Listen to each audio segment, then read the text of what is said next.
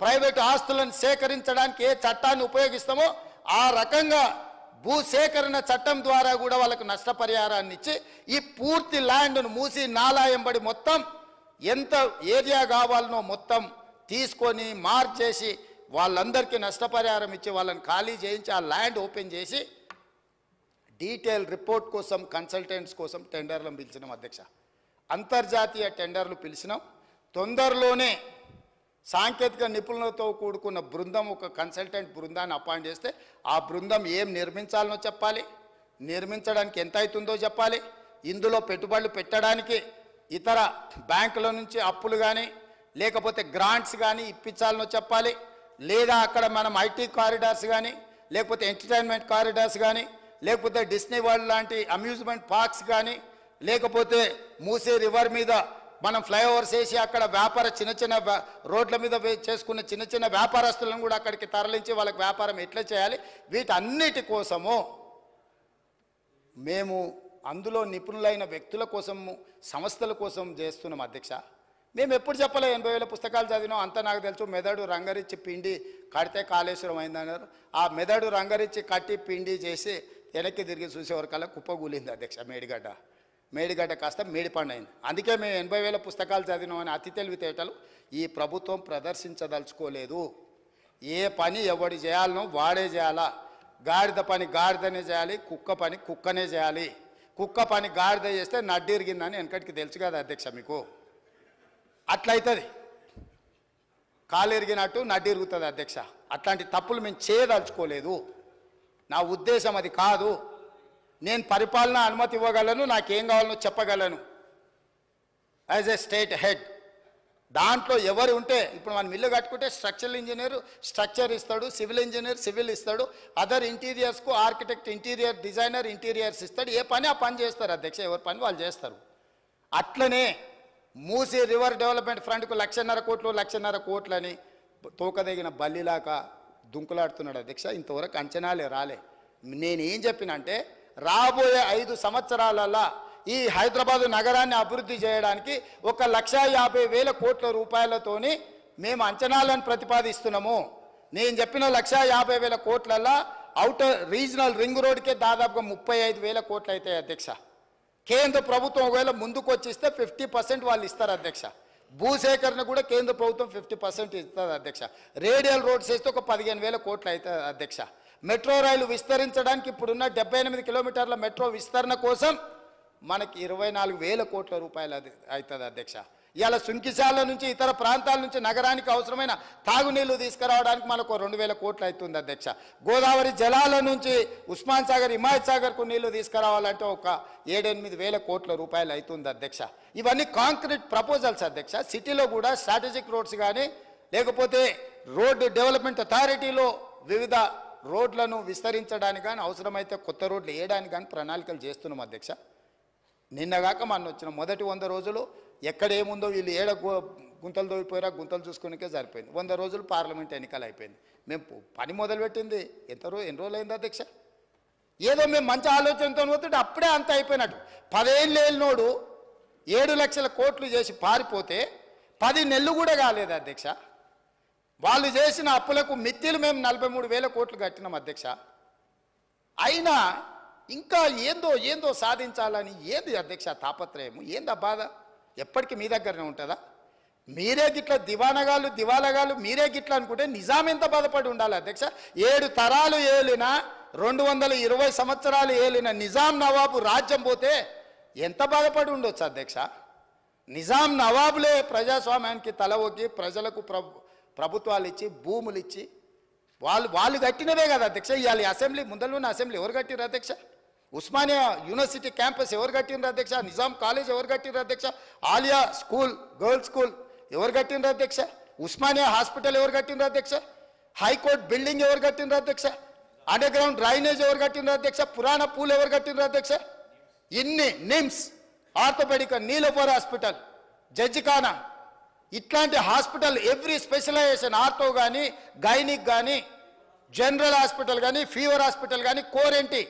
ఇప్పుడు మీరు కోవిడ్ వచ్చినాక క్వారంటైన్ అంటారు అధ్యక్ష.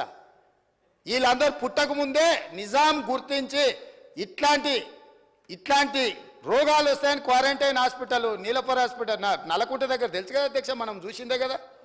అది క్వారంటైన్ అని అంటుంది. ఏంది అధ్యక్ష క్వారంటైన్ అంటే? ఏవైనా జబ్బులు వచ్చినప్పుడు, చిన్నపిల్లలకి ఏదైనా ఇబ్బంది వచ్చినప్పుడు ఆ అంటువ్యాధుల నుంచి దూరం పెట్టడానికి ఆ క్వారంటైన్ హాస్పిటల్ నిజాం కట్టించిండు అధ్యక్ష.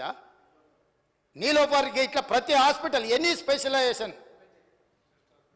कैंसर वकाराबाद टीबी हॉस्पिटल को वकाराबाद का हवा लाखों की दवा है? लाखों की दवा उताइए ना, खाली हवा से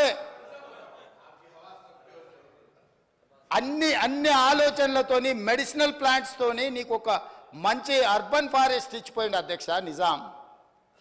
ఇన్ని అద్భుతాలు ఉన్న నగరం అధ్యక్ష ఇది.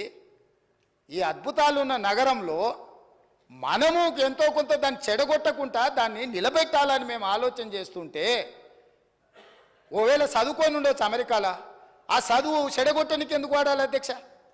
మంచి కోసం వాడొచ్చు కదా.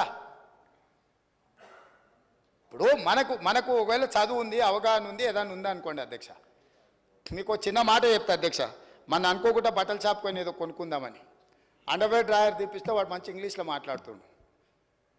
నేను అడిగినా, ఇంత మంచి ఇంగ్లీష్ ఉండి అండర్వేర్ డ్రాయర్ అమ్మే పని ఏం చేస్తున్నావు అంటే, నేను కూడా కేటీఆర్తో పోటీ వాడి మాట్లాడగలను సార్. మాటలు నాలెడ్జ్ కాదు, లాంగ్వేజ్ నాలెడ్జ్ కాదు.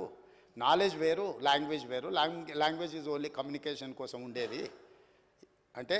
నీలాకి ఇంగ్లీష్ వచ్చిన వాళ్ళు ఇక్కడ హోటల్లో ఫుడ్ ఆర్డర్ తీసుకున్నటోడు ఆడిపోతే నీలాగానే ఇంగ్లీష్ మాట్లాడుతూ ఉంటాడు. మేము ఎప్పుడైనా కొంచెం మంచి హోటల్కి పోతే వాడు వచ్చి మెనూ ఇచ్చేసి మంచి ఇంగ్లీష్లో మాట్లాడతాడు అధ్యక్ష. సో దాని మాత్రాన మాత్రే అవుతాడా? అవగాహన చెయ్యాలన్న ఉద్దేశము, ప్రజల ఆమోదం ఉంటే నాయకులమవుతాం అధ్యక్ష.